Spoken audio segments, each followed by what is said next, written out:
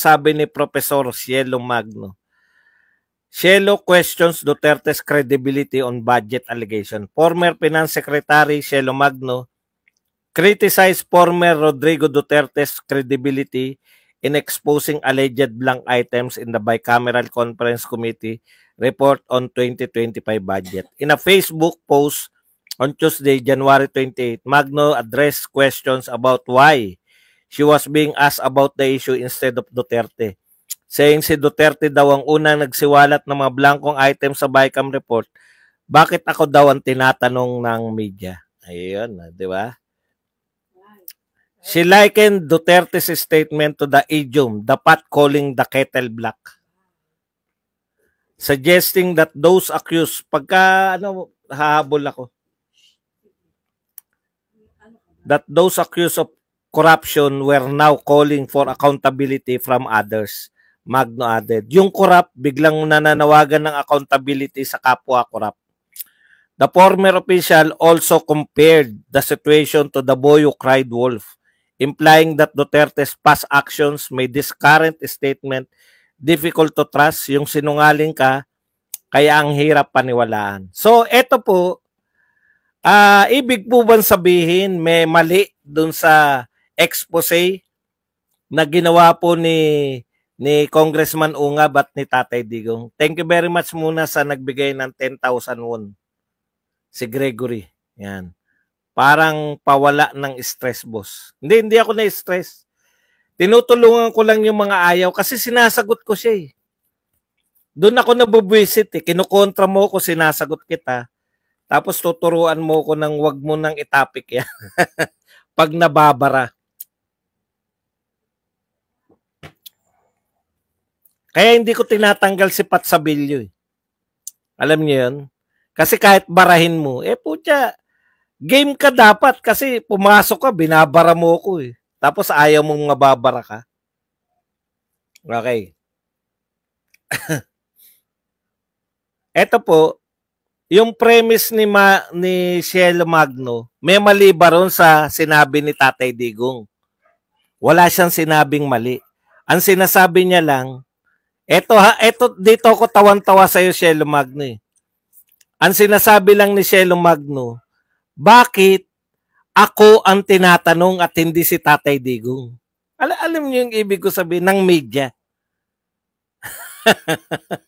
Bakit siya daw yung tinatanong? Sumausaw ka eh. Kailan ka ba, tatanungin nga kita, kailan ka ba biglang tinanong? Di ba? Gines mo si Ungab. Si Ungab po ang pinagmulan ng expose na ito. Si Congressman Ungab. Gines mo sa'yo. Pinagbigyan ka naman. Magmula nun, nakilala ka na advocate ka na kalaayaw mo tong nagaganap na to. Tignan nyo kung tapos, dahil siyempre tatanungin, simple lang naman po ang sagot dyan. No? Bakit ikaw at hindi yung mga Duterte ang tinatanong? Ano po ba yung mainstream media natin? Pero ang tanong, Cielo Magno, tinatanong ka rin ba tungkol sa panawagan ninyo na impeach BP Sara? Di ba? Ganun ka ba kasikat? Ang tagal na nyo nag-impeach BP Sara eh. Meron bang mga press con na ikinasikat mo yung panawagan yung impeach BP Sara? Ini-interview ka ba ng mga sinasabi mo media tungkol sa impeach BP Sara mo? Hindi naman eh. Di ba? Hindi naman. Bakit? Bakit ka ngayon ini-interview? Kasi nga sikat. Sikat yung expose ni Tatay Digong at saka ni Ungab. Ang problema sa iyo, ang daming nag-e-expose, hindi pinapatulan. Alam mo ba yung Cielo Magno? Nung si Tatay Digong na yung nag-expose, pinatulan patik, ayaw man ng media. Sa totoo lang po, ayaw ng media na i-cover si BP Sara at saka si Tatay Digong. media. Ayaw ng media na i-cover sila para sumikat. Gusto nila panay kasamaan. Pero hindi nila matatakasan eh. Kung hindi nila i-cover, lalamunin naman sila na wala silang silbi dahil lahat ng mga vlogger, mapa Maka Duterte at mapa Maka Marcos, pro Marcos at pro Duterte vloggers, tinatapik yung expose ni Tatay Digong. Di ba? O ngayon, sumakay ka sa expose. Gines mo si Ungab. Ngayon sasabihin mo, walang kredibilidad si Tatay Digong na mag-expose dahil siya ay corrupt. Shelo Magno. Kailan, anong pangyayari, anong kaso ng corruption ang narinig mo laban kay Tatay Digong? Ang alam namin, ang binibintang sa kanya palagi, EJK, War on Drugs. Asan yung corruption doon? Shelo Magno. Doon pa lang sinasabi mo na corrupt si Tatay Digong, wala naman niniwala sa'yo. Wala siyang investigasyon tungkol sa kanyang corruption. Kung merong investigasyon sa corruption, magkano? At least kay Inday Sara meron 125. Masasabi nyo, di ba? Popular Sa popular ni Tatay Digong, kailan siya na-involve sa corruption? Anong issue ng corruption? Sumakay ka lang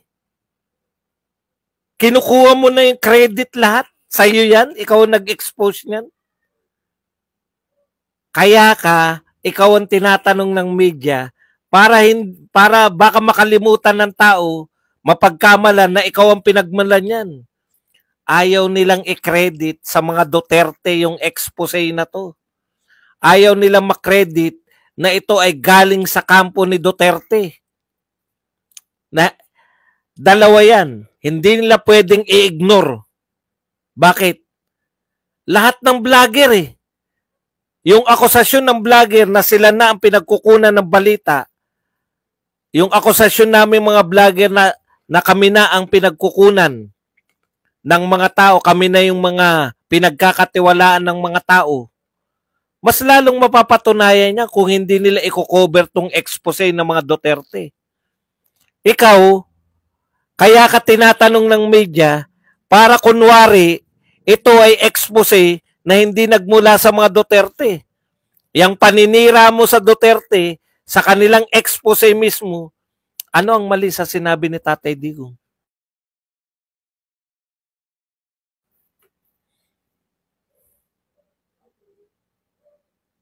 Sige nga, ano ang mali sa sinabi ni Tatay Digong tungkol dyan sa budget? Para sabihin mong hindi na siya pinagtitiwalaan ng media. Kaya nakakatawa Porket ikaw ang ini-interview, ikaw ang pinagtitiwalaan? Saan ka ba tinatanong? Sabi mo, ikaw na rin nagsabi.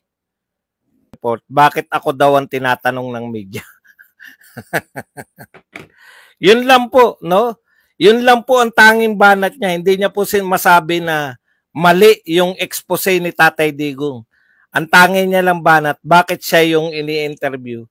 Alam mo, Shelo Magno, kung ikaw sabi ka sa, ano tawag natin dyan, yung nalula ka sa, ang tagal mo nang dumadakdak kasi, di ba?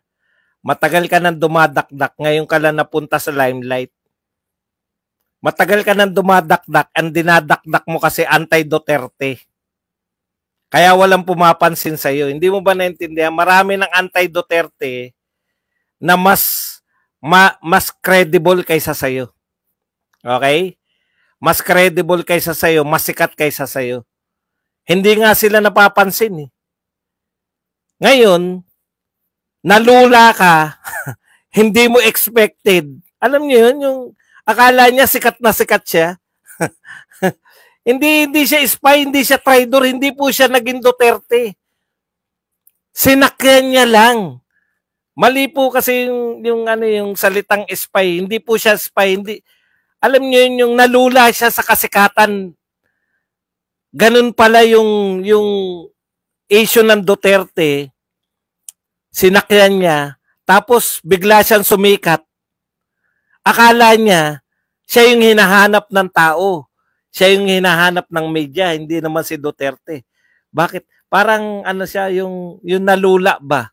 Hindi sanay sa limelight. O kasi nga, anti-Duterte na siya eh.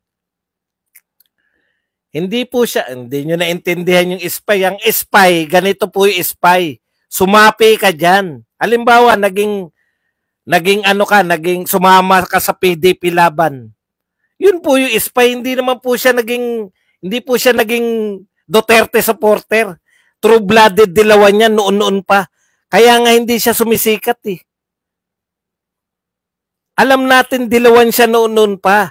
Kasama po yan sa impeach BP Sara.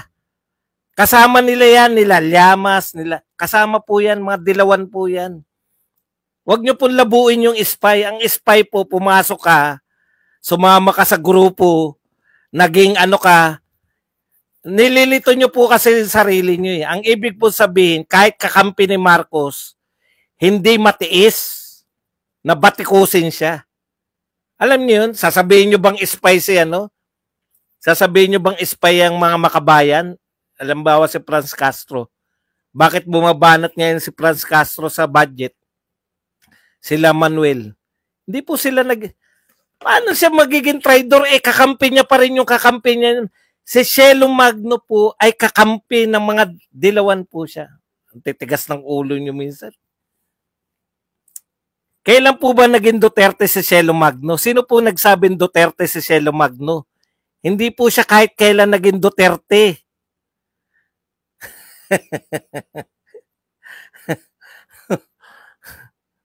Wala pong doble kara. Hindi po siya doble kara. Dilawang-dilawan po siya. Huwag niyo pong lituhin yung sarili niyo. Hindi po siya doble kara. Dilawan po siya. Ang nangyari po sa kanya ganito. Kalaban po siya. Nananawagan siya ng impeachment eh. Ano ba kayo? Nakukyutan lang tayo. Researcher lang natin.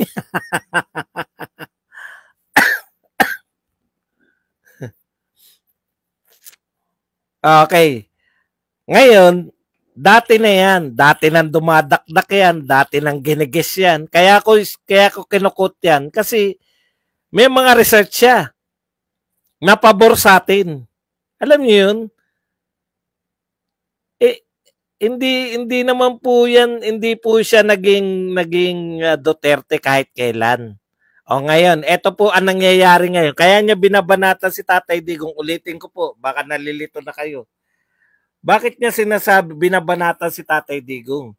Sabi niya, si Duterte daw ang unang nagsiwalat ng mga blankong items. Tama naman, di ba, sa BICAM report. Bakit ako daw ang tinatanong ng media? So, ang sagot niya, ito kasi yung pot calling the kettle black. Yung corrupt, bigla na nanawagan ng accountability sa kapwa corrupt. So, ang pinalalabas ni Cielo Magno, kaya siya yung tinatanong kasi walang credibility si Tatay Digong. Hindi. Kaya bigla ka nalula. Nalula ka eh. Nalula po si Cielo Magno kasi ngayon lang po siya pinagkaguluhan ng media. Matagal ka ng dakdak. Walang pumapansin sa'yo. Parang si Llamas. Di ba? Ang tagal na natin tinatopic si Llamas. Walang pumapansin kay Llamas. Kahit hanggang ngayon. Nakuha nyo, walang nag-i-interview dyan ng mga yung dinudumog siya ng media. Wala sa kanya. Ganyan si Cielo Magno noon pa siya dumadakdak ng mga bagay-bagay, mga issue-issue. Anti-Duterte po yan. Ngayon, in-interview niya si Ungab. Nagmukha na siyang akala ng iba,